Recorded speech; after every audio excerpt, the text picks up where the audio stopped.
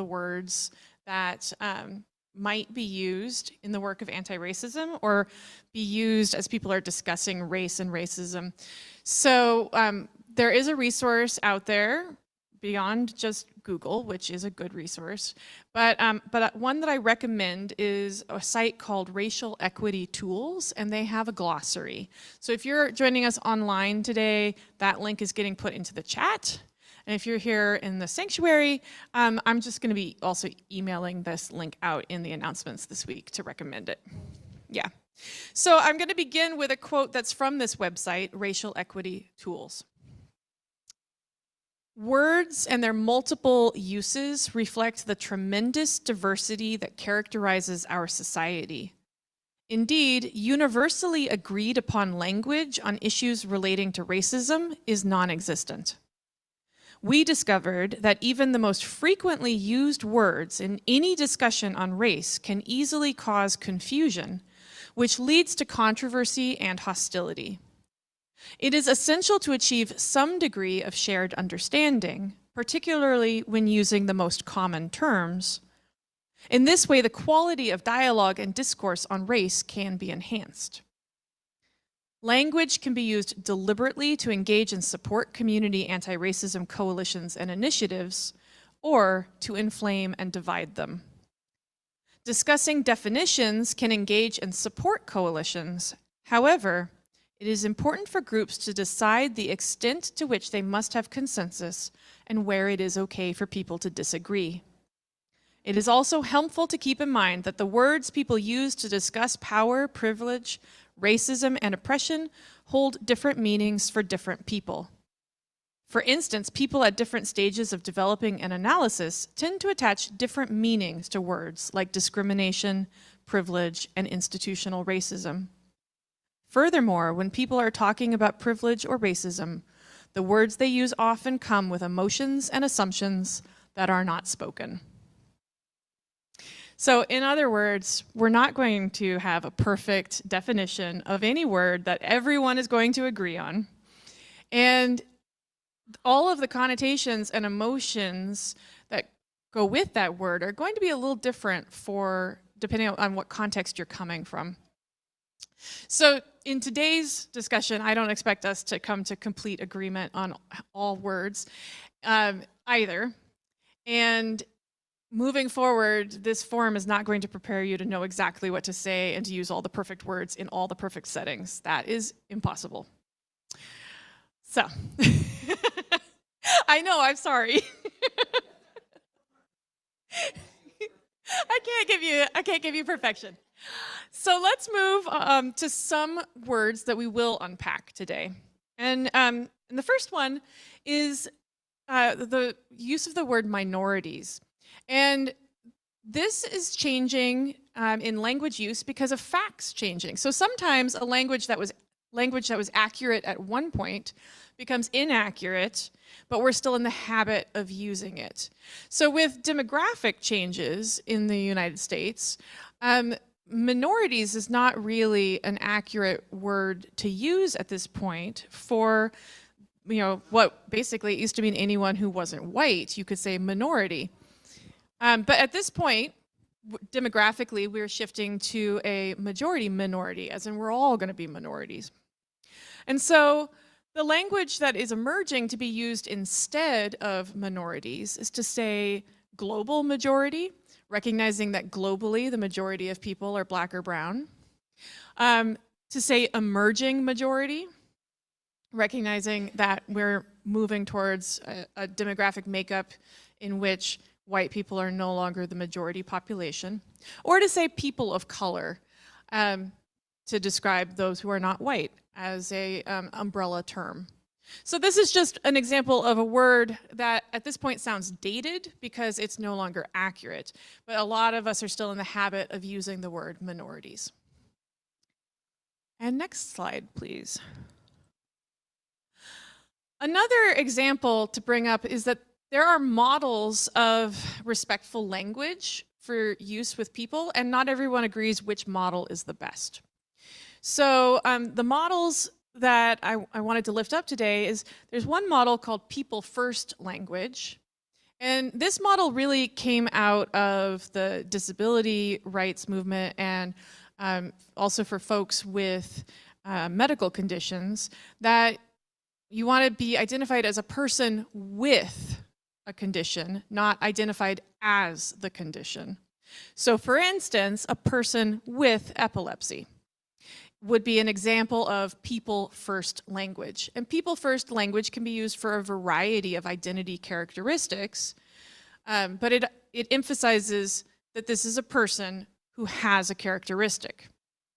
Not everyone agrees that this is the best and most respectful language model, though, because some people feel that identity should come first. It's really important.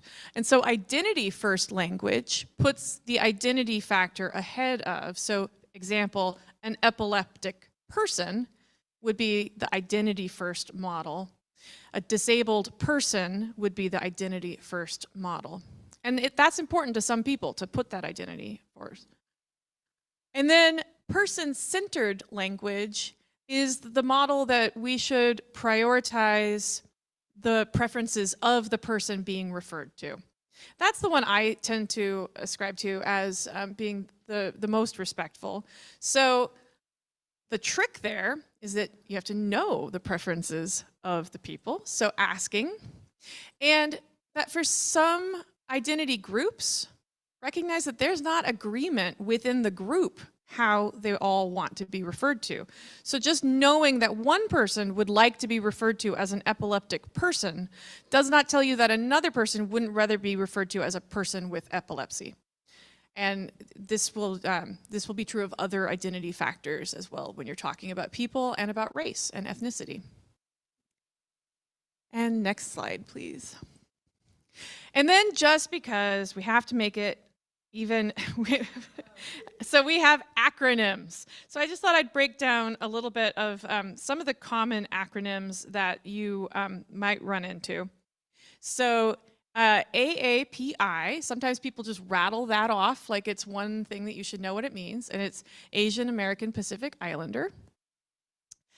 People will say BIPOC, and that stands for Black and Indigenous People of Color. And people will say POC, and that stands for People of Color. And the acronym use is one of the most guaranteed to add confusion to communication, but acronym use happens. So I just wanted to lift up these acronyms. The other thing that I will not be clarifying for you today, because clarity is not possible, is whether it's always right to say African American or Black, Hispanic or Latino or Latinx, because it's going to depend on context. So here's another quote from Racial Equity Tools. The terms used to refer to members of each community of color have changed over time, and whether to use the terms African American or Black, Hispanic American, Latinx or Latino, Native American or American Indian, and Pacific Islander or Asian American depends on a variety of conditions, including your intended audience's geographic location, age, generation, and sometimes political orientation. And I would add that again, when you're referring to a person of any race, ask them how they prefer. Some folks will actually say, I do prefer American Indian to Native American, because that's what they have grown up with, or for a variety of other reasons. Ask them, they'll tell you why. Yeah. And some folks may prefer Indigenous and not either of those. So again, there's no one blanket rule we can't just memorize. It comes down to respect and relationship. Next slide, please. All right, so here's some other important words to break down. Race itself. So we know that race is an artificially created idea, that it doesn't really have much scientific, or if any scientific basis, and that people were rather artificially sorted into different races. The whole concept is flawed. And it highly impacts people. And so it's an incredibly important concept to understand and engage with, even though the whole concept is flawed. So it's a both and. It's not real, and it's incredibly important. Next slide, please. And then the word racism. So this is one place where we may get into some arguments with people about what is racism. And the definition that we most often use here at OUC, and that is more of an academic and activist definition, is that racism is racial prejudice plus social or institutional power. It's the prejudice plus some kind of power to put that into place, to make that an impact on others. So that's what makes racism separate from bias or prejudice. Prejudice or bias could be present, but without power or institutional structures, it doesn't become racism by this definition. And again, we're going to have plenty of chance to really delve into what words can mean to you, because nobody has a full, perfect definition. So then, next slide, please. So then prejudice. Prejudice is just prejudgment. Prejudice is bias, but it doesn't necessarily come with the power over or the institutional structures that enforce it. Where we get into the argument about these definitions is when we talk about the possibility of, for instance, reverse racism, racism against white people. By the definition of it needing to be backed up by social power or institutional structures, by that definition, reverse racism against white people is not possible under our current structure. As long as we are living in a society where white people are structurally reinforced as having more power and privilege, reverse racism isn't possible. Now, prejudice and bias are possible. You can be prejudiced against white people or biased against white people. And also then we could delve into prejudice and bias within groups when folks are biased against people like themselves. But all of that can just get parsed apart it just gets into a lot of fine shades of gray. The other term that we have been using a lot in the last few years, especially within Unitarian Universalism, is white supremacy and white supremacy culture. And when this language first started appearing, a lot of people had a lot of discomfort with it because they had one picture in their mind of what that looked like, right? That white supremacy was like an extremist hate group, and that anything that wasn't that couldn't be white supremacy. But what we're actually talking about when we say white supremacy and white supremacy culture is not just the extreme.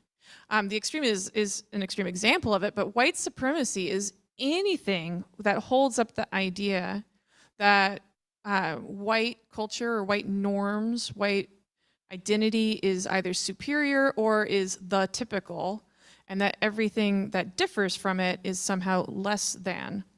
So in actuality, the reason I picked this picture of just the Greek columns is that in some ways our entire educational structure of lifting up like the canon of great writers and having all of the classics that were written by the great white men of time, that can be an example of white supremacy culture as well. You define something as normal and everything else as diversity or the extras, but somehow outside of normal.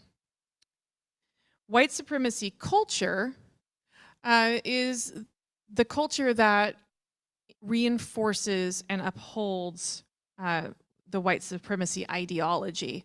And so it's everything that is wrapped up in reinforcing this idea that there's one thing that is normal and right, and that other things are deviations from it. And there's some really wonderful resources out there that break down what all those characteristics are of white supremacy culture, but we don't have time for those today. Next slide, please. Thank you. So the other thing that we talk about a lot, but don't necessarily take the time to define, is institutional racism. So racism, remember we said is prejudice or bias plus power. That can be a personal racism. People can be personally racist. But there's also institutional racism. And that is ways in which institutional policies and practices create different outcomes for different racial groups. So it could be anything, but ones that we've seen have been examples where government policies explicitly restricted the ability of people to get loans to buy or improve their homes in neighborhoods with high concentrations of African Americans. That's also known as redlining. That's an example of institutional racism.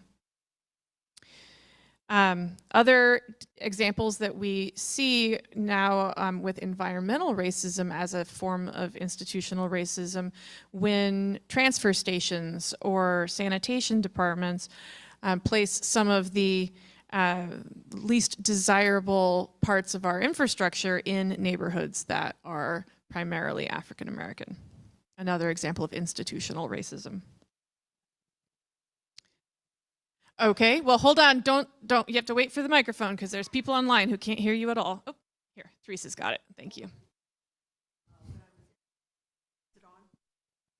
When I was in midwifery school, I was in Mississippi, and I didn't give it a name because a lot of these things weren't being talked about much in the 80s. And the obstetric unit was divided. There were two areas. One was for the white women, and the other was for the mainly African American women. And the African American side was very, very busy, very full. They were on, cots in the hall, and I mean, it was just horrible. And the white unit had beds that they could have used. And one of the women that came to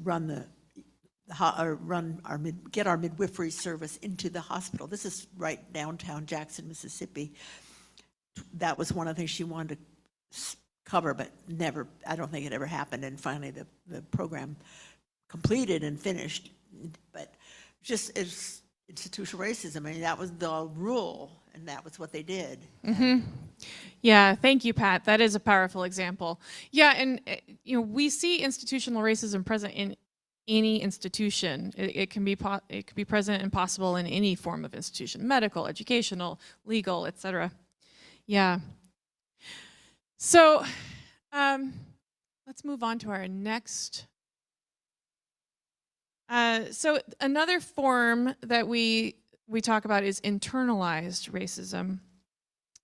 Now, this is the situation that occurs in a racist system when members of a racial group that are oppressed by racism internalize that understanding of themselves or others like them as being inferior, and they reinforce it in some way through action or words. There's many ways that this manifests, and it is incredibly harmful. And next slide, please. So all of these combined, we sometimes talk about structural or systemic racism. So when we're talking about structural systemic racism, we're talking about a vast array of things that come together: personal racism, internalized racism, institutional racism, that work together to keep the notion of white supremacy and privilege and power active, and to keep groups oppressed. They're interlocking, and it's really hard to pull them all apart. And so that's why we talk about this as being a systemic or systematic issue. And next slide, please. So just a few other words. Implicit bias. much like prejudice, this doesn't, it doesn't really matter what the characteristic is or who we are. We all have some implicit bias. It's going to be often unconscious or hidden. And it's just when you jump to a snap decision, assumption, often based on stereotypes. But implicit bias shows up in so many ways. It's who we feel afraid of. It's who we assume belongs and who we assume doesn't. It's all sorts of things. And knowing that implicit bias is there, we're never going to get rid of implicit bias completely. Instead, we work with our knowledge of our own implicit biases to make more justice. Knowing that there still will be implicit bias in the system, how do we work for there to be justice even so? And the next slide, thank you. And then anti-racism. So we've started to use this language of anti-racism more. And the idea here is that it's not enough to just not be racist. That not being racist, I mean, that's great. Let's all not be racist. But that leaves racism active. A stance of anti-racism is explicit action and word that counters or dismantles the systems of racism. So the goal of being anti-racist is to dismantle racism and white supremacy. The goal of being not racist is simply for you not to be complicit in the systems of racism and white supremacy. And we want to move beyond not complicit into we are dismantling. And that's what that terminology really calls us to. And last slide. So finally, I'm just going to say that language keeps growing and changing. And you know, folks are coming up with new ways of talking about these issues and debating the meaning of words all the time. You know, so an example of this is that restorative justice has been held up as a great example of a practice that counters oppression. And then somebody said, you know what would be even better than restorative justice? Transformative justice. And everybody was like, oh, well, not everybody, but a lot of people were like, oh, that's a great new word. So then we start talking about some more evolving language. Language will continue to keep changing and evolving. And I think it comes back to respect and relationship. Do we have an attitude of respect for the inherent worth and dignity of all people that we're engaged with in conversation and that we're talking about? And do we have relationship with people such that we ask and learn how they would like us to speak about them? And that to me is key. We're never going to be able to just memorize a list of the perfect words and then have it be done once and for all.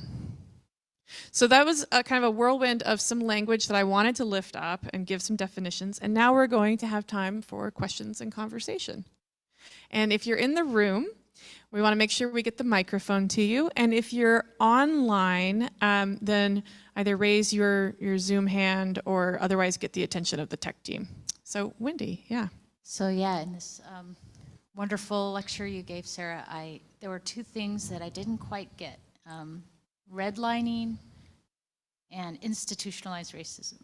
Okay. So, happy to go back there. sorry. Yeah. And so redlining, and I encourage you to read up on this because I'm going to give a very simple explanation. And there's some really fascinating stuff out there with redlining.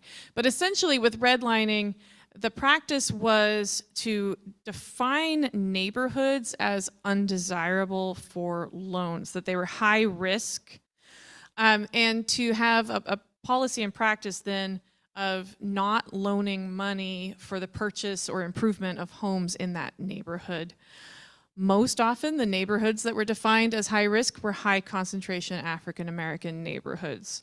So it was a way of making it hard for African Americans to build up home ownership and the equity and family generational financial security that comes with it.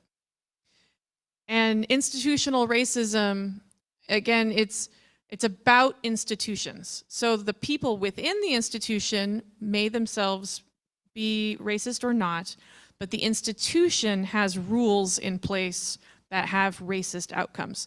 So the example with redlining, an individual loan officer who made a decision about giving a loan or not, they could be racist or not racist, but if they're working within an institution that has defined certain neighborhoods as being ones where you cannot give a loan, then that loan officer's actions don't matter. The institutional racism is what is creating the racist outcome.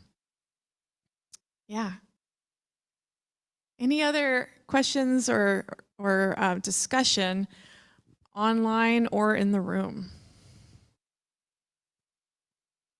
Arlene, yeah. I had a question about what an example of internalized racism would look like. Yeah. Yeah, an example of internalized racism that, for instance, the notion that doing well in school is acting white is often lifted up as an example of internalized racism. It's for many African American and other marginalized students, the idea of that the educational system has reinforced for them is that they're not as good students as the white students, and that this can end up having an interplay internally about how you show up in school. So that internalized notion of either inferiority or lack of access to that cultural aspect, so why bother trying? Yeah. Lorraine. I was wondering, can internalized racism be the other part of it, where a white person feels superior and hasn't thought about it, and lead to bullying or not choosing somebody on a team or something like that? Is that considered internalized racism too, or is that something else? So that is, I would agree that is another aspect of internalized racism, but probably some other language might be used for that same concept, something like unexamined privilege, or like internalized supremacy, are other phrases that you might hear used. Typically, when I hear people in conversation, internalized racism refers to oppressed groups, but I think you're definitely onto something, that it's another example of that. Yeah. Thank you. I'm also just sharing for internalized racism example from the Ibram X. Kendi. I forget how you say it. Ibram X. Kendi. Yeah. I haven't finished the book, but he talks about at the beginning when he was a young person. I think he was high school graduation or something. And something that he was saying where he was, basically he was sharing an example of his own internalized racism, where he was kind of repeating the judgments against other, so he's African American, but he was repeating the shame, kind of judgments about like these other people who haven't made it as well as I have, that they were lazy or something like that. So he had those opinions because of the culture, and he had internalized them. So yeah, thank you for that example too. We're going to go to some folks online who have raised their hands. Go ahead, Anne.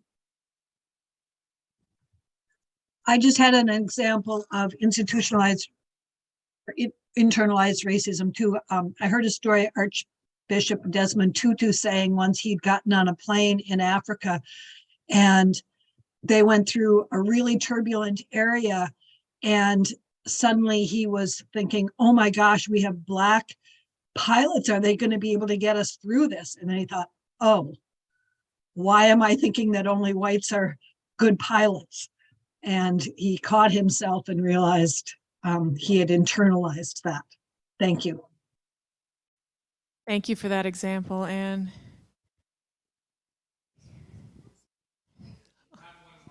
One more online? Okay, we'll do one more online and then back to the room.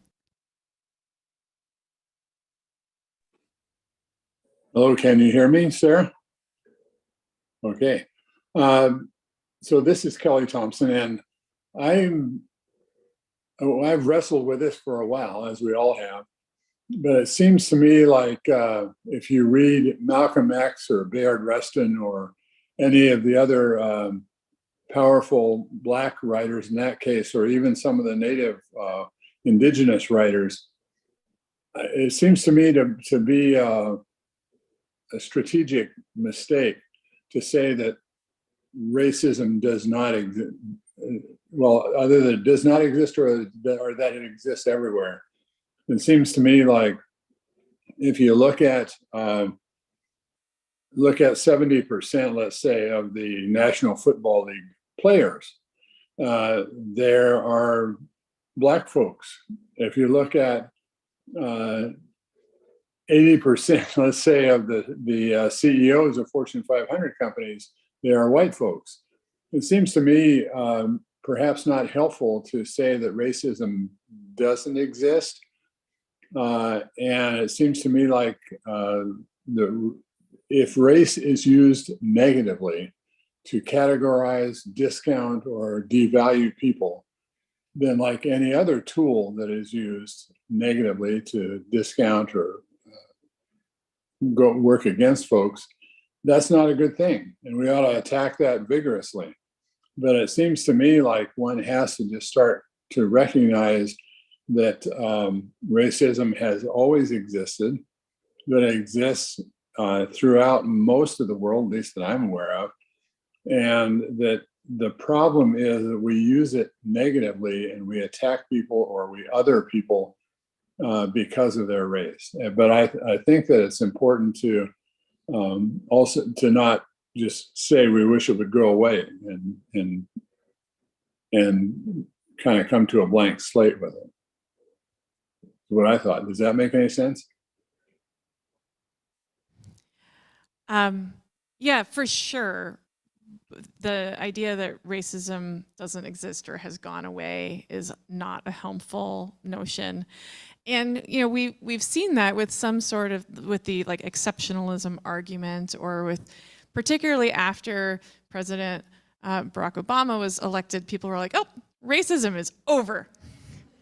And how many years later we were like, "Nope, that was a very false assumption on many people's part."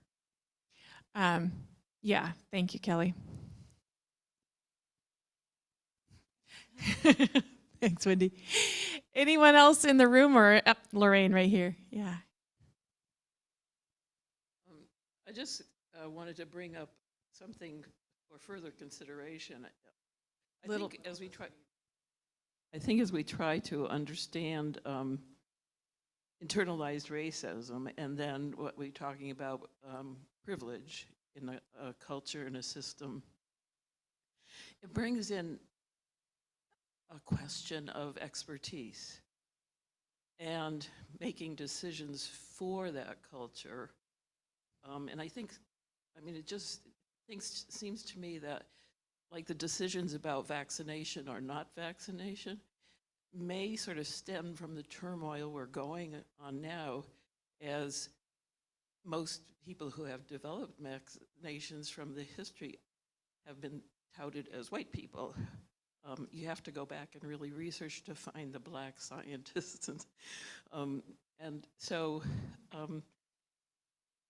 it's a complication of this whole systemic thing. And how do we know what are facts, what are hypotheses?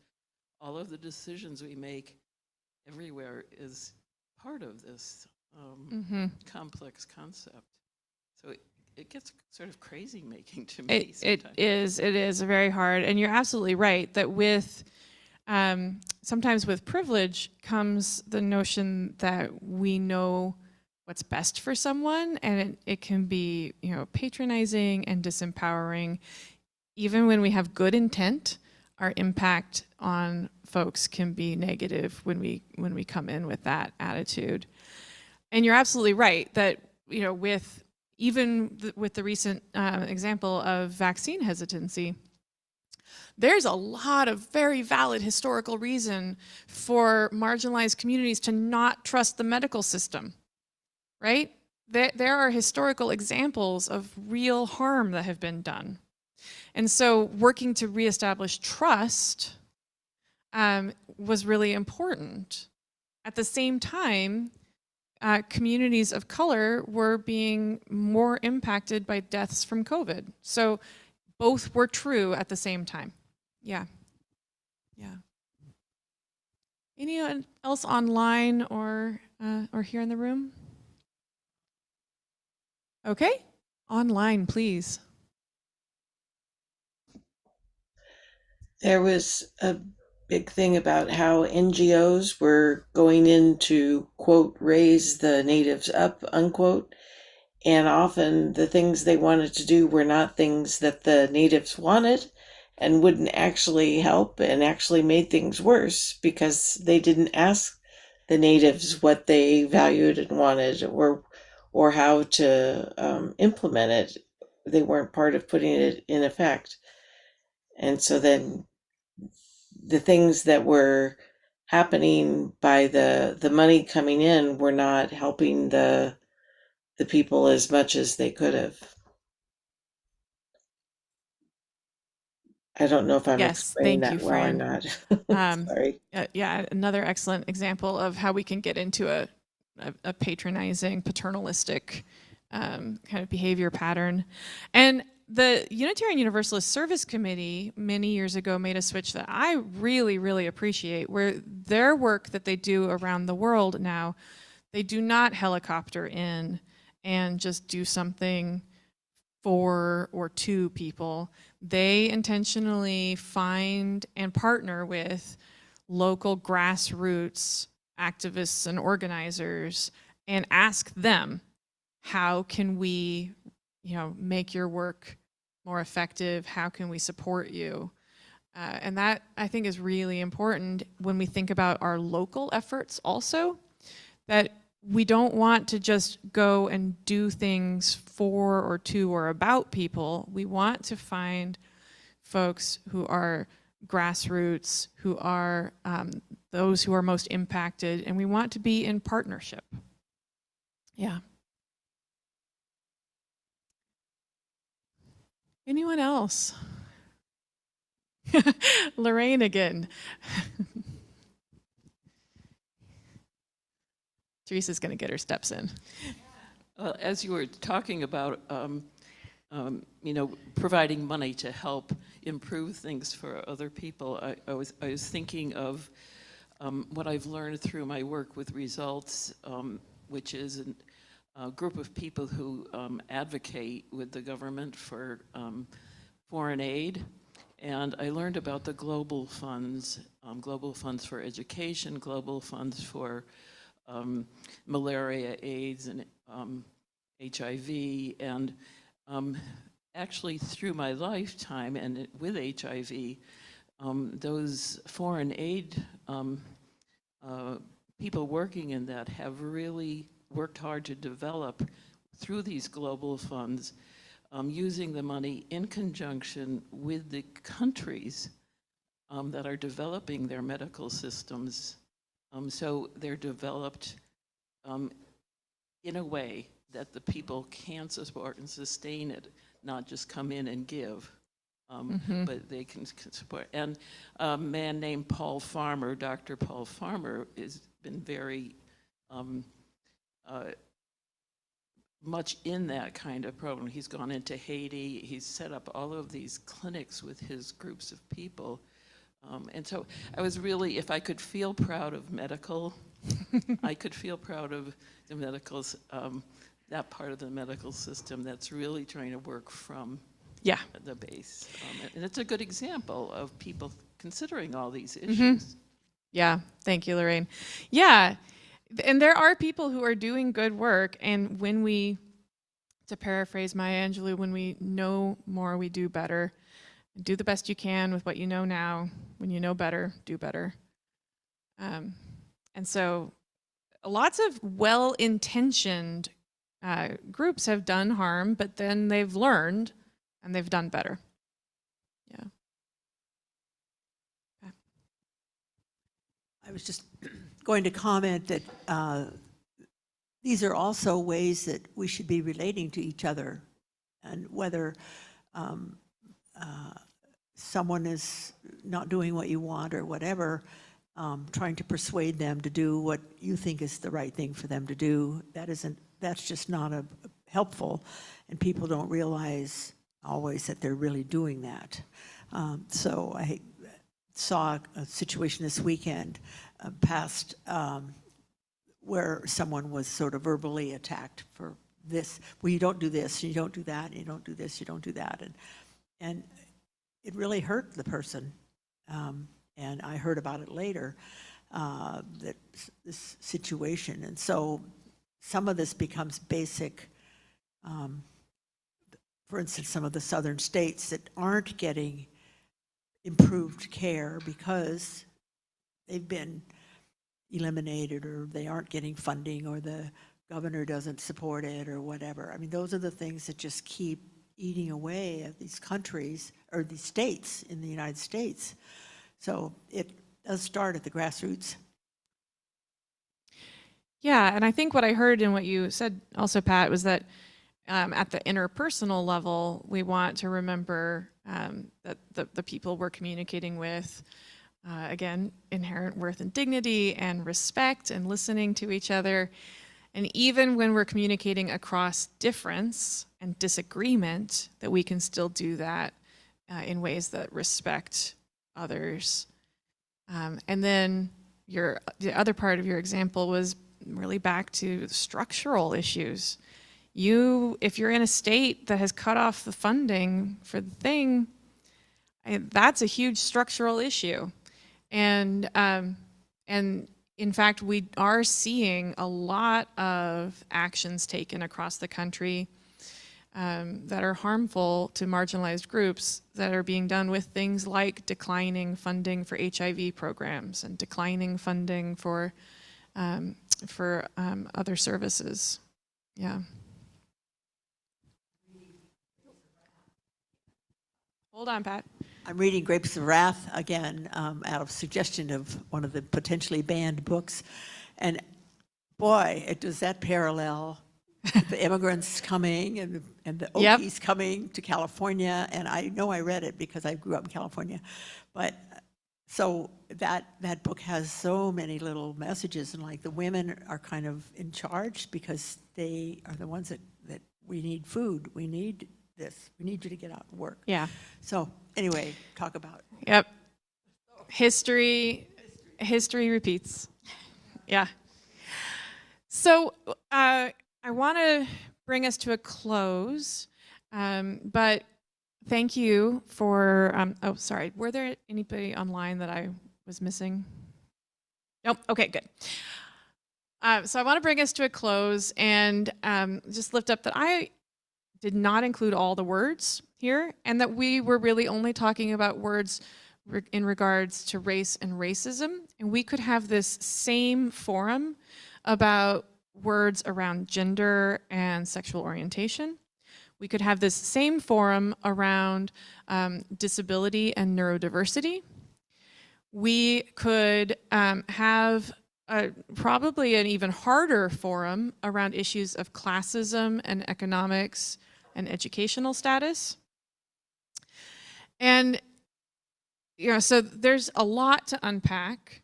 And I just encourage you to, even if you don't have the right words, it's not about having the perfect words to use, it's about engaging in the conversation with respect and relationship and being willing to learn to do better when you find out. So thank you, and may we continue on this journey together. I think I had closing words. No, I didn't have closing words. So I'm going to make up some closing words. We extinguish this flame, but not the fire of truth and justice that it represents. These we carry in our hearts into all the work and all the ways that we are in the world. Blessed be. Thank you.